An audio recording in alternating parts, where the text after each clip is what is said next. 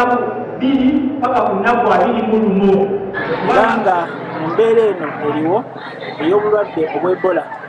Ku gimu ku mirimu gye tuli mu kukola kwe kutegeeza eggwanga n'amasomero okutwaliza ewamu ku bulwadde obw'Ebola bujja butya mu bantu era nga kiva mu kubeera nga ofunye kontakiti n'omuntu alina Ebola oba okuwangaalira ewali ebisolo ebireeta buno obulwadde obw'Ebola nga enkima, obuwundo n'ebirala.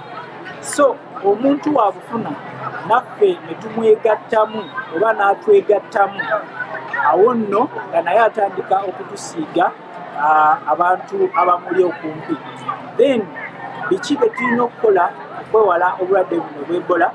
Tulina okunaaba ennyo engalo n'amazzi aga running nga kyekisingako obulungi.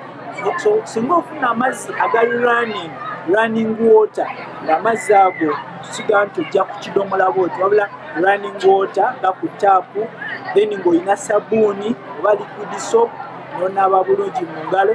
Then oba tubiina ebyo, then tukozesa sanitizer n'okwewala okukwatakwata mu ngalo oba okukwata mu ngalo generally, okwewala okukiisinga ba strangers, then okwewala okubeera nga ohaginga abantu. Ebyo nno bituyambako okuba nga tukendeeza obulwadde buno engeri gye butukwatamu era n'engeri gye buspreadingamu wakati waffe. Fever with also an increasing fatigue.